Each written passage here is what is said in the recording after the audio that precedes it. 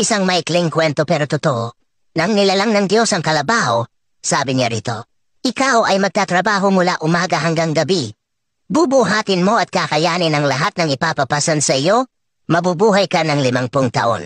Sagot ng kalabaw, masyadong mahaba po yung 50 taon? Pwede po bang 20 taon na lang? At sumang-ayon ang Diyos sa kahilingan ng kalabaw. Nang nilalang ng Diyos ang aso, sabi niya rito, ikaw ay magiging tagabantay ng bahay, sunod-suluran sa gusto ng iyong amo, mabubuhay ka ng 25 taon. Sagot ng aso, masyado pong mahaba yung 25 taon. Pwede po bang 10 taon na lang? At sumang-ayon ang Diyos sa kahilingan ng aso.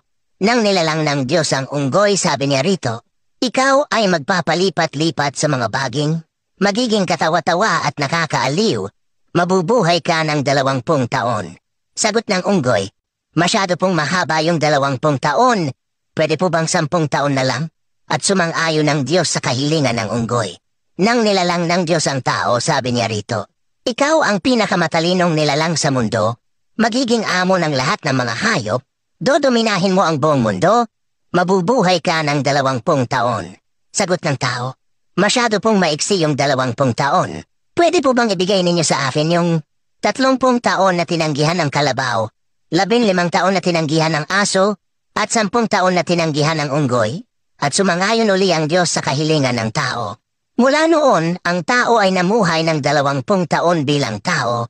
Nang siya'y ikasal, siya ay namuhay ng 30 taon bilang kalabaw. Nagtatrabaho mula umaga hanggang gabi. Binubuhat at kinakaya ang lahat ng pasanin sa buhay. Nang siya'y mawalay sa mga anak, siya ay namuhay ng 15 taon bilang aso, tagabantay ng bahay, at sunod-sunuran sa mga gusto ng mga anak. Nang siya'y matanda at retirado na, siya ay namuhay ng 10 taon bilang unggoy, padalaw-dalaw at palipat-lipat sa mga bahay ng mga anak, nagiging katawa-tawa para aliwin ang mga apo.